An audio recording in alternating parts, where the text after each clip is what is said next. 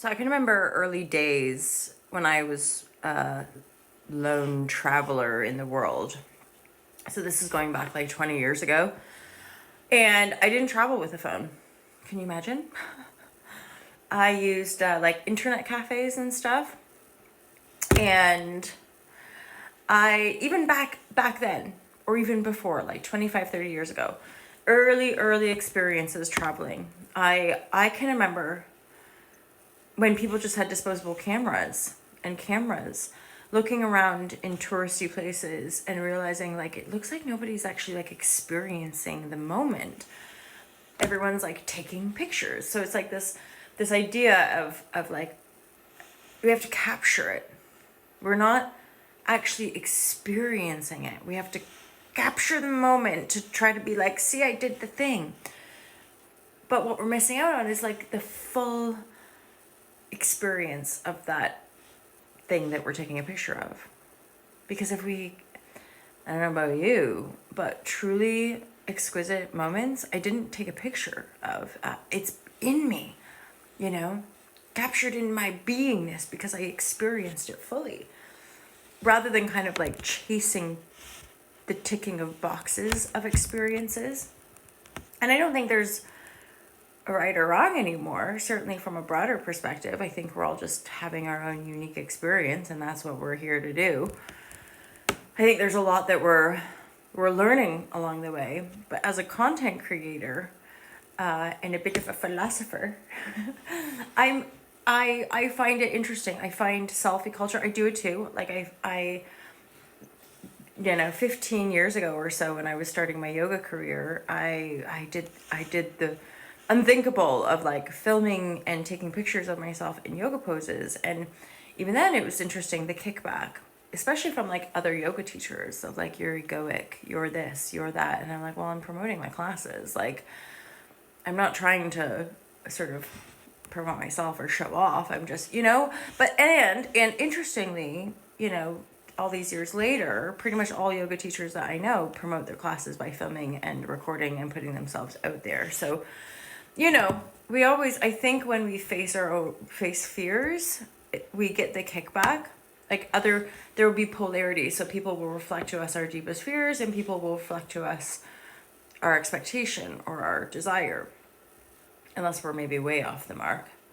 But yeah, I think that selfie culture and this incessant sharing is almost like a reflection of our collective existential crises. Because there's a part of me that has this thing of like when I am doing a selfie, or especially if I'm like bored and lonely, or and I'm doing selfie stuff and I'm thinking, and like there's this feeling of just like, what is this? Because like I appreciate what people share. I engage with stuff online. I like meeting people on the internet that feel authentic to me and have interesting things to say.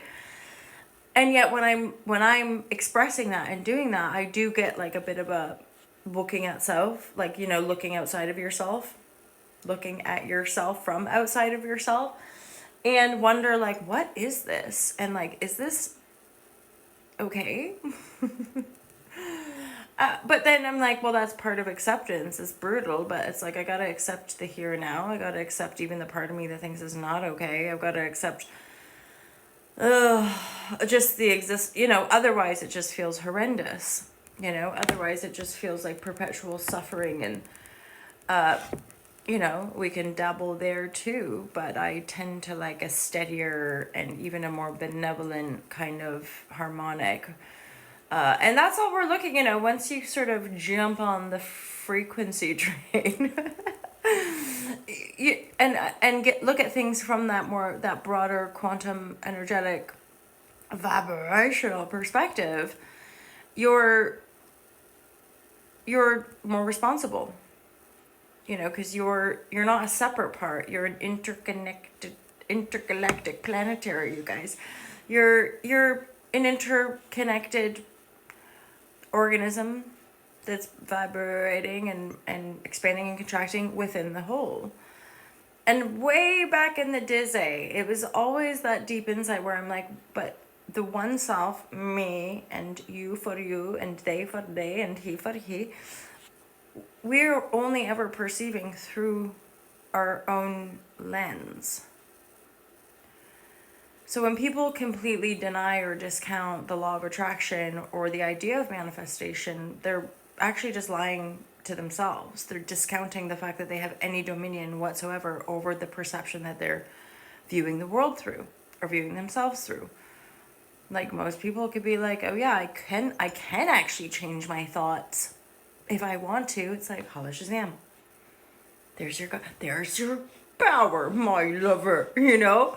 We do have the power to change. We do have the power to alchemize. That's what shadow work or emotional alchemy or emotional transfer, whatever it is, when we are the eye of the storm, when emotions are coming up, instead of acting on the trigger, instead of trying to look for people to feed it, certainly, you hold space for yourself and you end up clearing out what people call ancestral karma or generational wounding.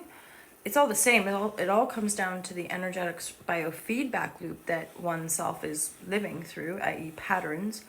Patterns are what help us to perceive with greater clarity a kind of energetic base tone that we're living through.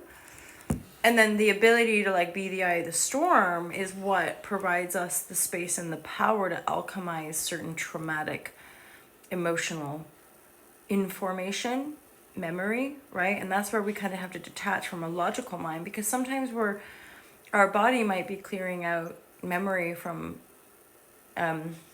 ancestors, which means we're not going to have like the memory of like, oh yeah, that's when Granny Susu locked me in the cabin. Like we won't randomly, but isn't it interesting? And that's what I talk about in my book. Like when you hold space for yourself to alchemize or transform those lower bass tones, you'll experience and know what you need to know. The rest will just flow with the river. And then you can move on like a bridge over troubled waters. I don't know. Like a bridge over troubled waters, I will lay me down. I'm gisting because I'm not a singer, but what a tune. Word up. Simon and Garfunkel. Holla Shazam. Happy Easter, everybody, if you celebrate that. Once upon a time, I did, but it seems to be that often is the case that I spend these holiday weekends hanging out by myself with my friends on the internet. Holla Shazam, you guys. Have a great day. Happy Sunday. Don't forget to give yourself a high five. Don't forget to give yourself a hug. And, yeah, all to love. Peace out, my lovers.